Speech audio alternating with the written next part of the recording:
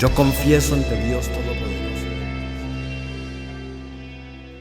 En el capítulo anterior. La verdad, por momentos me conformaba con eso. Es decir, con haber lanzado el anzuelo y con pensar que el anzuelo ya estaba bajo el agua y que en algún momento algún pez picaría.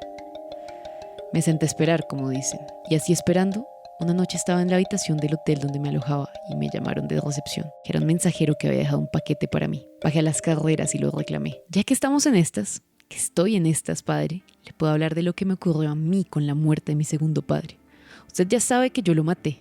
No es un secreto. Usted me lo dijo, sí, en su primera confesión. No me interrumpa, padre, por favor. Le contaba que lo envenené a mi segundo padre, que lo hice a conciencia. Sobra acá decir que lo odiaba. No era mi padre en realidad, pero se tomaba atribuciones de padre. Eso era lo que detestaba de él. ¿Con qué derecho venía a decirme que no pusiera los codos en la mesa cada vez que comíamos? Que era siempre, maldita sea, siempre. ¿Con qué derecho me decía que me sentara derecha, que no hablara con la boca llena, que ayudara a mi madre? Por Dios, ¿cuál madre? A lavar la loza y a poner la mesa y a cocinar. ¿Con qué derecho me obligaba a ir a misa todos los domingos y a confesarme con gente como usted? Dígame, padre, ¿con qué derecho? ¿Con qué derecho me exigía que hiciera las tareas y me hablaba del bien y del mal, desgraciado advenedizo? Si él no se había leído ni un libro en su vida y no podía tener potestad para decidir el bien y el mal, porque era un don nadie con ínfulas de grandeza. Me entraban las ganas de ir por un cuchillo y cortarle la garganta.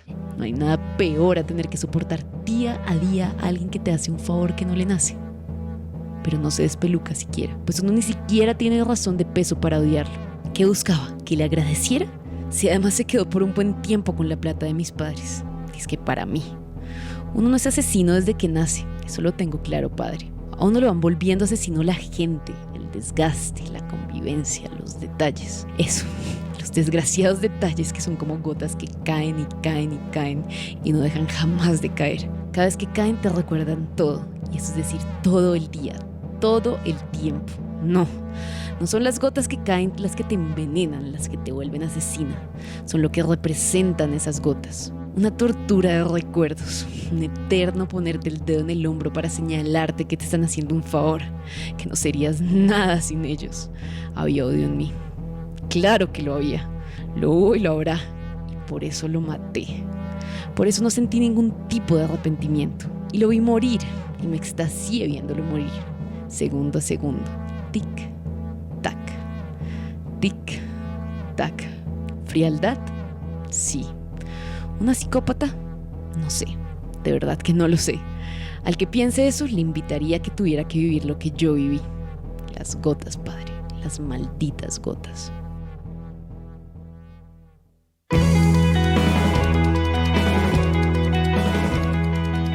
Capítulo 17. Sin derecho al perdón.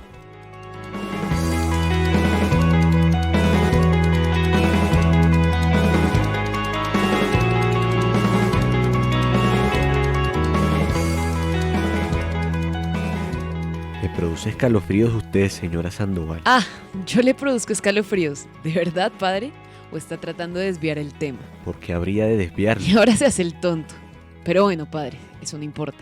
Acá estamos los dos, y solamente los dos, muy alejados de la gente, del pueblo más cercano, de alguien que pueda dar testimonio sobre lo que está pasando y lo que va a pasar. Y lo mejor, como le dije, es que tenemos todo el tiempo del mundo. Usted y yo. Usted y yo, solos en el mundo, padre Andrés Eugenio Santa Cruz. Usted y yo, con nuestras historias, nuestros recuerdos, nuestras confesiones. Usted y yo, con nuestras verdades, descarnadamente. ¿Quiere otro café como para que parezcamos amigos? Un café más, un café menos. Exacto. ¿Qué más da? Ya regreso, padre. Y no entiende nada raro que no está usted en condiciones de correr o de pelear. La ventana, mire, da un pedazo de asfalto. Y de acá hasta allá serán unos 7 metros, 3 pisos. Si no cae muy bien, se mata. O por lo menos queda peor de lo que está. Descerebrado, tal vez. ¿Quién sabe? Y por acá, por esta puerta, llega un pasillo y otra habitación como esta. Pero bueno, eso ya lo sabe usted de las veces que he ido al baño. Y a propósito, ¿si ha podido caminar bien con las muletas y bañarse y todo eso? Usted nada más me dice que estoy para servirle en lo que requiera, como se lo dije cuando nos conocimos. ¡Cuánta amabilidad! Para que vea, a pesar de todo sí, cuánta amabilidad que no sé si usted merezca.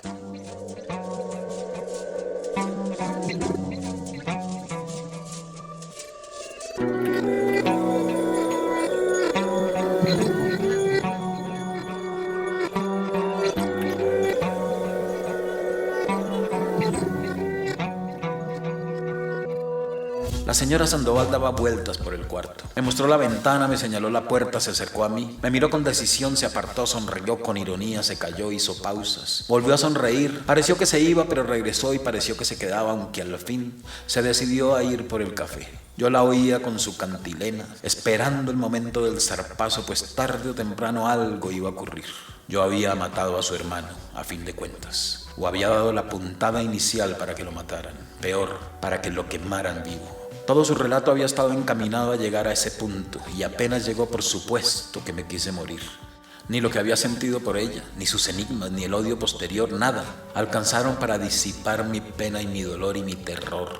De aquella casa solo saldría por una negociación, pensaba. Ofrecerle excusas a Lucrecia Sandoval, explicarle bien todo lo que había ocurrido, paso a paso, y prometerle algo más a cambio de mi vida. Por la fuerza, no podría llegar ni a la puerta de la entrada. Tenía una pierna enyesada y no la podía apoyar, o no casi. Heridas en el pecho y en la cara, cortes en la otra pierna, vendas y ante todo, sobre todas las cosas, me sentía débil. El accidente y lo que me había dicho la señora Sandoval me habían postrado en aquella cama. Aunque tuviera un cuchillo afilado, no podría clavárselo ni a un cojín relleno de plumas. La única noticia positiva era que estábamos solos, como ella decía. Muy a pesar de que también podía ser una noticia negativa, podía.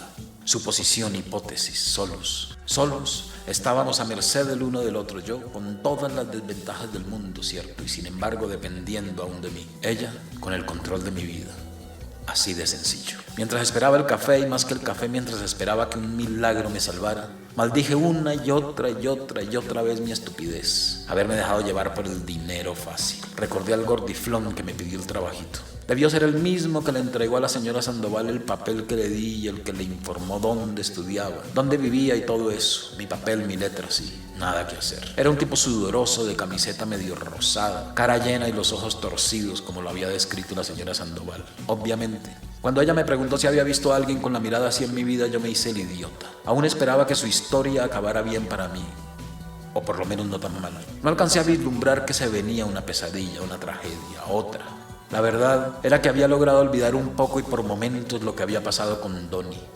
Primero, a punta de estudios y de leer como un condenado a muerte. Leer para olvidar. Después, con Dios y los rezos, la Biblia y el Ave María y el seminario, igual todos los días algo.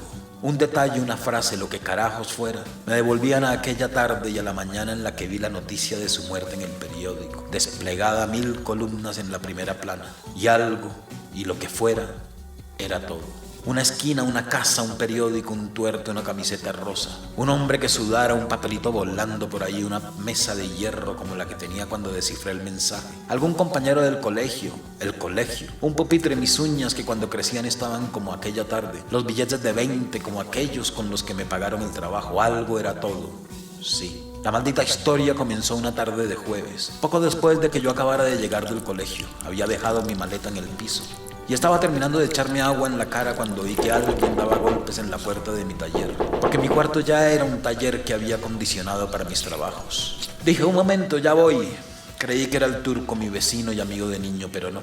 Obvio que no. Era el tipo de los ojos raros. Me habló de su trabajito, de que le descifrara las palabritas que alguien había escrito y que no lograba verlas, así en diminutivo. Y me dijo que había buena plata. Hay buen billullo, man. ¿Para cuándo me lo tienes? Le respondí que volviera en una hora, que no parecía complicada la cosa, y no lo fue. Fue asunto de 5 minutos. Observar con una lámpara, pasar el dedo, echar el líquido de Hauber, soplar y anotar en el bendito papelito que sería mi condena los 3 datos. Un lugar, una hora y Donny. Donaldo S. Echar el original en un cajón y eso fue todo. Por desgracia, eso fue todo. Porque tal vez, si la cosa se hubiera demorado en la conversa, yo hubiera sabido algo más, tal vez. No sé, en fin. A los 2 días en un recreo, un profesor me mostró el periódico. Estaba indignado. No podía creer lo que había ocurrido y menos lo que habían hecho con un ser humano. Mientras yo leía la noticia, él seguía hablando. Insultaba a todo el mundo del presidente hacia abajo. Cuando comprendí que aquel hombre era Donny, el mismo de mi trabajo, ya no escuché más a mi profesor.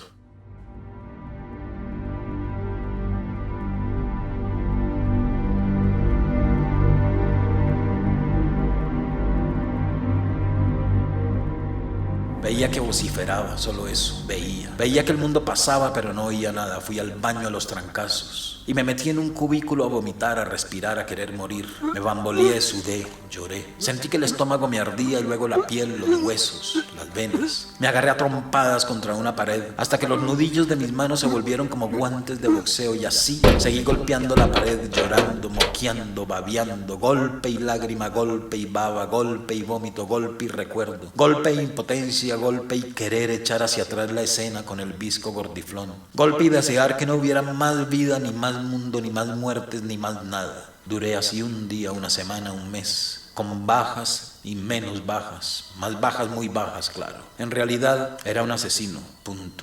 Y no se lo podía confesar a nadie. Cuando mis tíos tocaban a mi puerta o comíamos o salía con mis amigos, actuaba como si no hubiera pasado nada. Me inventé una historia sobre una niña que me había despreciado. Ahí sí que era útil el amor. En la invención y para la excusa. Conté que habíamos salido unos meses y que se había enamorado de otro y problema resuelto. Mis males, mis angustias, mis tristezas, el no querer salir ni comer, el no hablar, se debían al amor. El amor era la excusa perfecta para todo. Ya pasará. Tranquilo, que ya pasará. Me decían unos y otros. No hay mal de amores que dure 1000 años. Ya, primo, mire.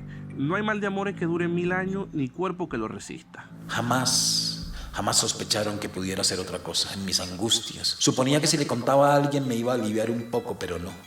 No le podía contar nada a nadie. Era un criminal, un asesino. Y uno no va por ahí diciéndole a la gente, mire, que yo soy un asesino, ¿usted qué opina? Pensé en entregarme, pero por supuesto que no lo hice. Incluso una mañana pasé por una comisaría y sentí en todo mi cuerpo que si confesaba me iba a salvar. Por fortuna o por desgracia, no lo sé. Esa sensación me duró menos de un minuto. Miré la puerta de la comisaría, había 2 policías que jugaban dominó. Me imaginé interrogado, esposado, sentenciado a perpetuidad. Y más aún, y entonces clavé la vista en el piso y seguí mi camino. Otro día, vi en un puesto de libros de segunda o de tercera una edición barata de Crimen y Castigo. Lo compré por el título porque no tenía ni idea de qué se trataba ni quién era Dostoyevsky. Luego supe que era un escritor ruso y muchas cosas más. Pero eso fue después de meterme en su novela que de alguna manera me salvó. Al fin y al cabo, yo era Raskolnikov, aunque sin sus motivos para haber matado a la vieja usurera. O quise creerme Raskolnikov para darle algo de altura a mi crimen. De su mano me sentí asesino, Dios, dueño del bien y del mal y luego perseguido, injustamente perseguido, hasta que me liberó cuando fue condenado a prisión en Siberia y lo único que dijo fue: necesito aire, aire, aire.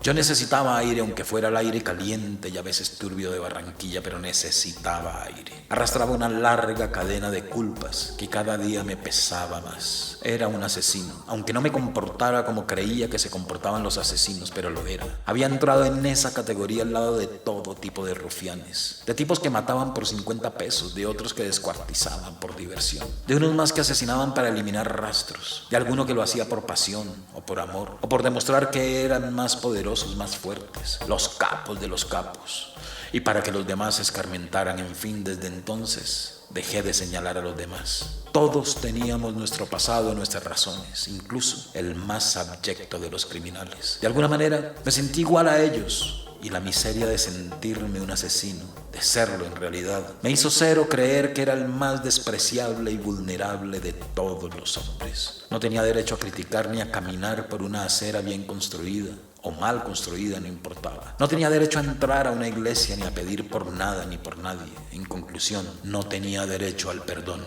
Eso fue lo más ruin y triste y deprimente que pude sentir, no tener derecho siquiera al perdón, o por lo menos al perdón de los humanos. Cada vez caminaba más cabizbajo, cada vez me ensombrecía más. Con el tiempo y la culpa vislumbré una lejana esperanza. Dios, como ha ocurrido a lo largo de la historia con tantos desamparados. Dios, un ser invisible que estaba en todos lados y en ninguno, era el único que podía ofrecerme un perdón. Con él, sus escrituras y sus mandatos, comprendí que había que caer muy bajo para buscarlo en algún momento. Solo los humillados, los ofendidos, los sin perdón podían entender eso, y de paso, gracias a Dios, empecé a levantar la cabeza, a caminar mirando hacia el frente y a sentir que merecía por lo menos un ápice de perdón.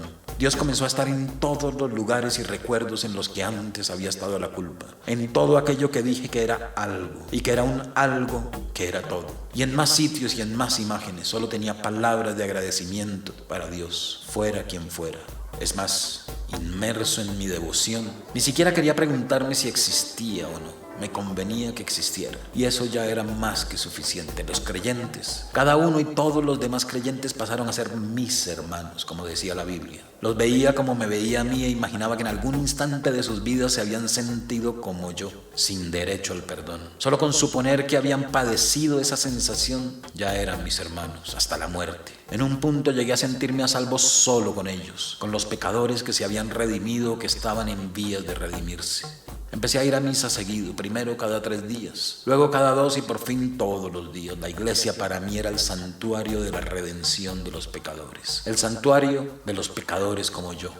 No miento si afirmo que cada vez que iba a misa me sentía en el paraíso. Me desbordaba de amor, o como se llamara aquello, por los otros pecadores. Llegué a pensar que únicamente ellos tenían derechos, pues únicamente ellos sabían lo que era el infierno y por lo tanto la verdadera vida. El dolor, el pecado, la angustia, la culpa, la larga cadena de culpas, los había hecho seres humanos en el más literal de los sentidos. Por lo tanto, se lo merecían todo. Tenían derecho a la gloria igual que yo, eran santos. Los santos estaban hechos de esa misma arcilla de la caída lenta y pronunciada. A ellos, las misas, la Biblia y más que nadie Dios, me pusieron en el camino del perdón, de la salvación y en el del seminario, pero allá en el seminario y con los días vine a sentir el primer gran golpe de realidad, porque los seminaristas y los sacerdotes no eran pecadores, o por lo menos no todos. No habían caído, no habían sentido la orfandad de no tener derecho al perdón, estaban allí por otras razones, llamados místicos por ejemplo, o poder, o respeto, o curiosidad, o amor carnal por otros hombres, incluso Tartufo, por citar alguno. Quería ser cura porque deseaba ser santo y que le hicieran una estatua que estuviera en una iglesia algún día, así fuera después de su muerte. No le importaba sacrificarse en esta vida para ello. Se sentía un elegido, un iluminado por Dios. Por eso era casi imposible hablar con él. Uno no puede tener una conversación de tú a tú con un elegido. Es imposible, pues los señalados consideran que sus palabras en realidad son dictadas por Dios. Las razones del padre Benito eran distintas. Yo no las conocía aún. Pero si algo me ilusionaba de aquella situación en la que me había metido, era saber esas razones, o mejor dicho, las razones de todos aquellos sujetos. Las del padre Benito, por supuesto, las del párroco de San Francisco, y las de la señora Sandoval, las del tal Rodrigo y las de don Roberto. Tomás no me intrigaba tanto. En últimas, era apenas un muchacho todavía y se dejaba llevar por el dinero, como me había dicho. Si le pagaban, él actuaba. Punto. Los otros eran viejos zorros, vividos, andados, usados. Estaba pensando en ellos, imaginándolos como zorros vestidos de curas y de mujer, caminando por la calle cuando regresó la señora Sandoval con una bandeja, café y galletas. Supongo que habrá tenido tiempo de pensar, padre. Pensé sí, aunque no sé qué querría usted que yo pensara. De querer, no quiero que piense en nada en concreto por ahora, pero sí me gustaría saber en qué ha pensado. La verdad, en la condición de aquellos que sienten que no tienen derecho al perdón. Imagino que usted la conoce. Ay, padre Andrés, usted hasta me produce ternura, pero ¿sabe que no? Nunca me he sentido así como dice, sin derecho al perdón. En parte porque jamás me he sentido culpable, así, culpable del todo. Y en parte porque he llegado a la conclusión de que quien más necesita perdones es débil. Y hablando de perdones, en tal caso prefiero ser yo la que perdona, no la que busca un perdón. ¿Usted perdona? Vaya. En caso de que haya algo para perdonar. Por ejemplo, una torpeza. Pero hay muchos tipos de torpeza. Habrá que ver cuál, padre. Igual, en el fondo, cada acción tiene consecuencias. Y yo tampoco pienso que todas las torpezas pueden ser exoneradas. La falta de previsión, en sí misma, o sea, la torpeza, ya termina siendo condenable. Una bala perdida, por ejemplo. Sí, sin duda, hay culpa de quien dispara a la loca. Claro, y de quien mata sin intención, y no obstante, es distinto. Son grados diferentes de culpabilidad. Hasta en los códigos de derecho lo tienen en consideración. De todas maneras, los códigos son hechos por hombres, por seres humanos. Mire usted, que si lo que pretenden es castigar el crimen para que no se propague, con esas distinciones no lo logran. Para empezar, porque cualquiera puede asesinar a alguien y hacerlo pasar como una bala perdida. ¿Sí me explico? Más o menos. Mata y aduce que fue sin intención, que se le disparó el arma, que no era su objetivo. Y el abogado consigue pruebas, compra testigos, compra jueces, y el tipo sale en menos de lo que canta un gallo. Y volverá a matar. No lo dude, padre. Quien mata una vez, vuelve a matar. No siempre. No se mató sin intención, pues ahí es donde entra la culpa. La mayor culpa, el creer que no se tiene derecho al perdón. Es muy diferente la culpa del asesino sin intención a la del criminal que sabe lo que hace. Muy diferente, sí. Totalmente diferente.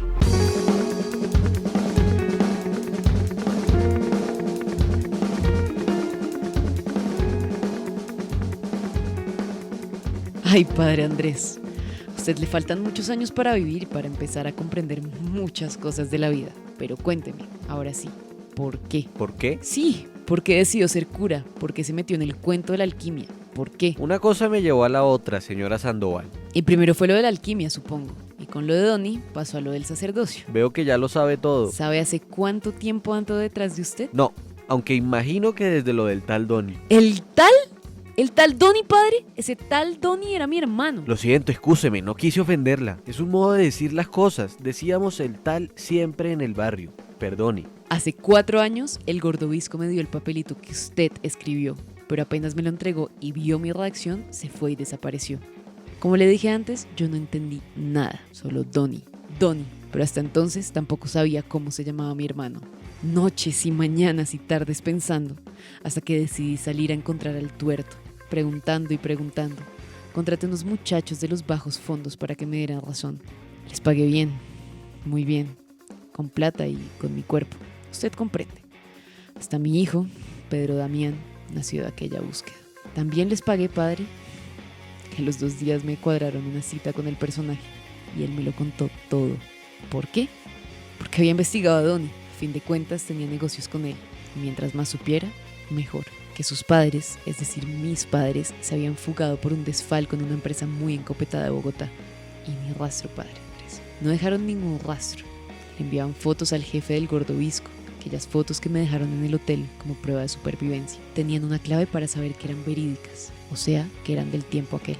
El jefe del tuerto les administraba un dinero a cambio de otro, como usted comprenderá, y necesitaba saber que aún vivían para continuar sus tratos. Pero un día, un maldito día, tomaron la decisión de delegarle todo aquello a Donnie, su hijo, mi hermano. Y Donnie se enredó con una banda enemiga a la del tuerto, o ya se había enredado antes, no sé. Se llevó una plata que no era suya, eso dijo el visco, y se perdió por 2 meses. Mucho tiempo, de nuevo según el gordobisco. Y ahí fue que apareció usted, padre Andrés. Pero yo no fui culpable, señora. Yo solo hice un trabajo. Un desgraciado trabajo por unos pesos. De algo tenía que vivir, ¿o no? Retornamos al punto de la culpa y la torpeza. Sí, y 1.000.000 de veces sí. Hasta que usted comprenda que yo no tuve nada que ver directamente con la muerte de su hermano.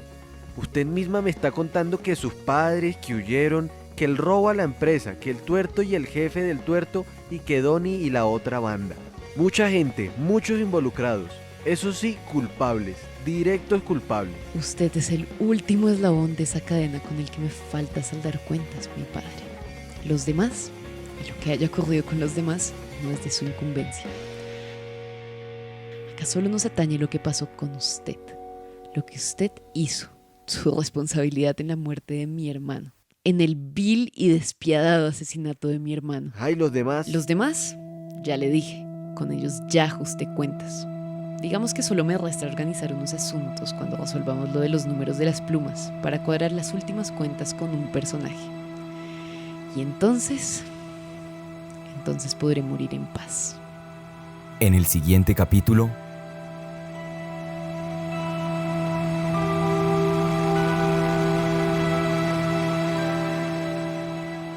En más de una ocasión, yo creí que me había enamorado de usted. Ah, pero mire, qué maravilla. ¿Y se puede saber la razón? Qué grandeza, ¿no? En el fondo, yo tengo una gran dignidad, padre, aunque no me lo crea. Ya le conté de las enseñanzas de mis verdaderos padres. Lo que uno escucha de niño y lo que uno ve de niño se queda siempre por ahí, por más vueltas que uno dé después en la vida. Estamos decididos a que caiga todo el que tenga que caer. Anarquismo. Tómelo o llámelo como le parezca, padre. Con tal de que caigan todos los que participaron en esa barbarie, nosotros nos sentimos más que cumplidos.